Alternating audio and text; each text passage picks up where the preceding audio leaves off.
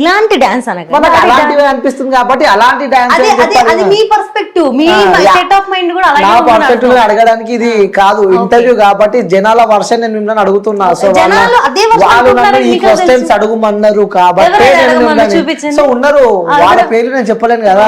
So చాలా మంది జనాలు చూస్తూ ఉంటారు, ఎక్కడ ఇంటర్వ్యూ, ఆ పిల్లలు ఇంటర్వ్యూ, ఆ పోరిన్ ఇంటర్వ్యూ అని చెప్పి చాలా మంది చెప్తూ ఉంటారు.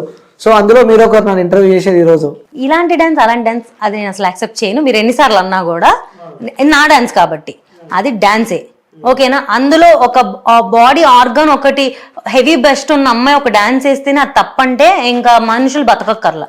ఇంకా మీరు కూడా ఇంటర్వ్యూ పెట్టి ఒకరిని డిఫేమ్ చేయాలి, ఇంకా ఫెమినిజం కి అగేన్స్ట్ గా మాట్లాడాలి, అమ్మాయి అంటే ఇంకా 36 ఉండాలి, 38B కూడా ఉండకూడదు అని మీరు మాట్లాడుతున్నారు. అదే మీకు అనిపిస్తుంది? అంతే మాట్లాడుతున్నారు. అంటే ఏ విధంగా అంటున్నారు మీరు? మీరు ఇప్పుడే చెప్తున్నారు కదా ఇలాంటి డాన్స్ అంటే అక్కడ ఇలాంటి డాన్స్ అని నేను జడ్జ్ చేయాలి, అది కూడా ముందు చెప్తున్నా. నేను జడ్జ్ చేయలే, నాకు కొంతమంది అడుగుమన్నారు కాబట్టి అడగమన్న వాళ్ళకి చెప్తున్నాను.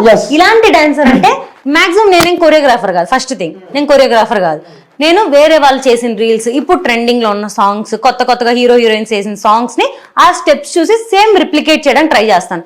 90% మాక్సిమం నేను ట్రై చేస్తాను రిప్లికేట్ చేయడం. ఎంతవరకు వచ్చిందో నాకు తెలియదు, నాకు వచ్చింది నేను చేస్తాను.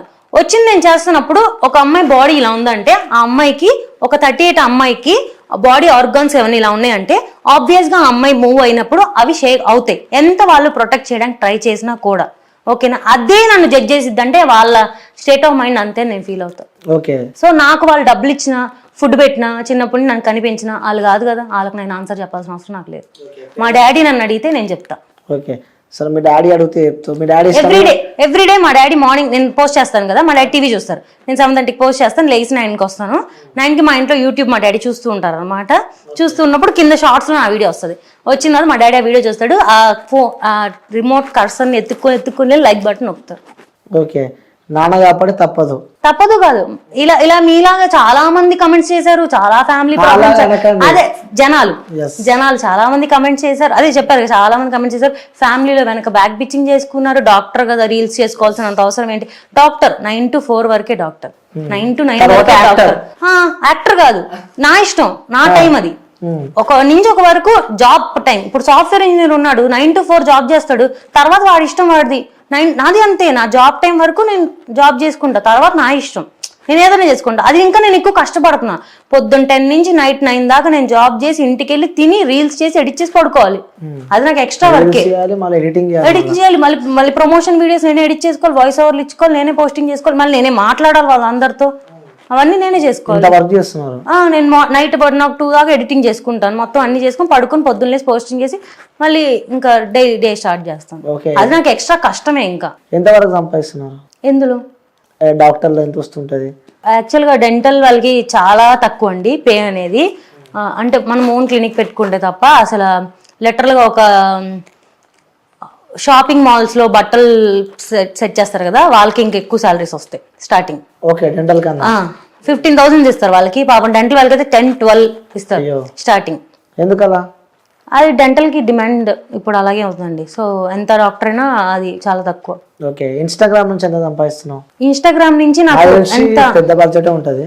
అస్సలు లేదు, వెయిట్ చేస్తున్నా. అస్సలు లేదు. అంటే నాకు చాలా షార్ట్ స్పాన్, నేను ఇన్స్టా స్టార్ట్ చేసి నాకు కెరియర్ వచ్చింది, నా 100K నాకు ఫాస్ట్ గా వచ్చేసింది. బట్ జనాలకు నేను తెలియదు, ప్రమోషన్స్ ఏం రాలేదు. ఎందుకంటే నాకు వీడియోస్ కౌంట్ తక్కువ, ఫాలోవర్స్ ఎక్కువ. రీచ్, ఫాలోవర్స్ అందరూ ఫాలో కొట్టేస్తారు, రీచ్ వెళ్ళదు కదా. నాకు రీచ్ అనేది ఒక కన్సిస్టెంట్ గానే మనకు పెరిగిద్ది. ఒక్కొక్క టైంలో నాకు 100-150K ఫాలోవర్స్ వచ్చినా నాకు ఎలా అంటే నాకు కొంచెం సైకలాజికల్ ప్రాబ్లం ఉన్నాడు. అంటే 10K వ్యూస్ అని నాకు కనిపించాలి, అక్కడ 10 ఆ 10 రావడానికి నేను స్ట్రగుల్ అయ్యాను. 6,000-7,000 వ్యూస్ కూడా. ఇప్పుడు ఎలా అంటే ఇప్పుడు నేను ఉన్న స్టేజ్ నాకు 100K మినిమం టచ్ అవ్వాలి ఒక వీడియో. అంటే టచ్ అవ్వకపోతే నేను ఏంటి వెళ్ళట్లా అలా ఫీల్ అవుతా. ఇంకోటి చాలా మంది కూడా ఉన్న డౌట్, అది మీ వీడియోస్ చూస్తేనేమో చాలా తక్కువ ఉన్నాయి. లేదు, 500+ వీడియోస్ ఉన్నాయి. మీ ఫాలోవర్స్ చూస్తే చాలా ఎక్కువ మంది ఉన్నారు. సో అవన్నీ పైసలు పెట్టి ఫేక్ ఫాలోయింగ్. ఓకే, ఇది థ్యాంక్ యూ ఈ క్వశ్చన్ అడిగినందుకు. నా Day 1 నేను స్టార్ట్ చేశాను కదా, స్టార్ట్ చేసినప్పటి నుంచి నాకు 100 ఫాలోవర్స్, 150 ఫాలోవర్స్ దగ్గర నుంచి ప్రతి అచీవ్మెంట్ 100, 200, 300, 400, 5,000, 2,000, 3,000, 10,000, 15,000, 20,000 ఎవ్రీ సింగిల్ ఫాలోవర్ ని నేను ఎన్ని డేస్ కి నాకు వచ్చానని ప్రతిదీ నా హైలైట్స్ లో ఉంటది. ఇన్స్టా ఫ్యామిలీ అని చెప్పి నేను ఫస్ట్ డే నుంచి ఈ రోజు దాకా ఫేక్ కావాలంటే ఫేక్ ఫాలోవర్స్ ఒక్క 1 రూపీ కూడా నేను ఈ రోజు దాకా ఒక బూస్ట్ కూడా నేను ఖర్చు పెట్టలేదండి. నా ఇన్స్టా ఓపెన్ చేసి మీకు ఇస్తా. ఓకే ఎవరికైనా నా ఇన్స్టా ఓపెన్ చేసి నా రీచ్ ఒక్కోసారి పడిపోద్ది. లిటరల్ గా ఒక 5 days బ్యాక్ డ్రాస్టిక్ డ్రాప్, మళ్ళీ ఇప్పుడు మంచిగా వెళ్తుంది. ఓకే, అంత ఈజీగా అంత ఫాలోవర్స్ రావడం ఇట్స్ నాట్ ఏ జోక్ కదా. సో మేబీ వాళ్ళకి డౌట్ ఉంటది. అందుకే ప్రతిదీ నా హైలైట్స్ లో నేను కొలాబరేషన్ చేసింది కానీ నా ఫ్యామిలీ కానీ ప్రతిదీ ఉంటది. అసలు అందులో మీరు ప్రతిదీ చెక్ చేసుకోవచ్చు. ఓకే, ఎంతమంది ఉన్నారు ఫ్రెండ్స్ ఇన్స్టా ఇన్ఫ్లుయెన్సర్స్ కానీ? 1.5 year 2 years నాకు అసలు నాకు ఏం తెలియదు. లిటరల్ గా నాకు కొంతమంది అయితే ఒక్కోసారి అయితే కొంతమంది ఫేక్ ఫాలోవర్స్ ఉన్న ఒక అమ్మాయి ఒక చిన్న ప్రమోషన్కి వెళ్ళినప్పుడు లిటరల్ గా నీవేంటి ఇప్పుడు దాకా ఒక ప్రమోషన్ కూడా రాలా అంటే నేను చాలా గిల్ట్ గా ఫీల్ అయ్యా. అందుకే ఈ క్వశ్చన్ నేను అడిగిన. ఒక ప్రమోషన్స్ కూడా అంత సరిగా లేవు. సో చాలా మందికి డౌట్ వస్తూ ఉంటది లైక్ ఫేక్ ఫాలోవర్స్ ఉన్నారు కాబట్టి. అసలు వన్ సింగిల్ రూపీ యాక్చువల్ గా అంత ఖర్చు పెట్టిన డబ్బులు కూడా నా దగ్గర లేవు. నిజంగా అందుకే డాక్టర్ చదివించిన. మేము మిడిల్ క్లాస్ అండి. నా ఫైనల్ ఇయర్ ఫీజు కట్టడానికి లిటరల్ గా మా మమ్మీ డాడీ ఫుల్ స్ట్రగుల్ అయ్యి 4th year ఫీజు కట్టలేక నా ఎగ్జామ్ ఆగిపోద్ది అన్న స్టేజ్ లో మా డాడీ మా క్యాస్ట్ ప్రెసిడెంట్ కృష్ణా డిస్ట్రిక్ట్ కి. సో మా క్యాస్ట్ వాళ్ళు వేరే వేరే కంట్రీస్ లో ఉంటారు కదా, వాళ్ళని రిక్వెస్ట్ చేస్తే నాకు కెనడా US నుంచి కొంచెం డొనేషన్స్ మా కాలేజ్ అకౌంట్ లో పడితే నేను ఫైనల్ ఇయర్ చదివా. నేను యాక్చువల్గా పీజీ చేయలేదు, ఎందుకంటే పీజీ ఫ్రీ సీట్ కొట్టినా కూడా 4.5 lakhs per year కట్టాలి. అండ్ ఎక్కువ ఇన్స్ట్రుమెంట్సే మాకు 2.5 lakhs అవుతుంది per year. నాకు 7 lakhs కావాలి. అది అంత మేము అఫోర్డ్ చేయలేక నేను పీజీ కూడా చదవలేదు. అది స్టాప్ చేసా. ఓకే, సో మాటలా మర్చిపోయారు ఇన్స్టా ఎంత వస్తుంది రెవెన్యూ? ఇన్స్టా అదే చెప్పాను కదా, స్టార్టింగ్ నాకు అసలు ఎంత ఇస్తారో కూడా తెలీదు. నా ఫస్ట్ ప్రమోషన్కి వచ్చింది నాకు 300 rupees. సెకండ్ ప్రమోషన్కి వచ్చిన ఆయన ఎంత కావాలి మేడం అని అడిగాడు. ఆయన ఒక US యాప్ అనమాట, వాళ్ళకి చాలా తక్కువ కదా 300-500 అంటే. నాకు అది చెప్పడం కూడా తెలీదు. నాకు 300 rupees ఇచ్చారండి అని చెప్తే ఆయన లిటరల్గా నా మీద జాలిపడి, మేడం ఇంకెప్పుడు ఇలా చెప్పకండి మీరు, నేను మీకు 5,000 ఇస్తానంటే అసలు నేను గాల్లో ఎగిరిపోయాను అనమాట.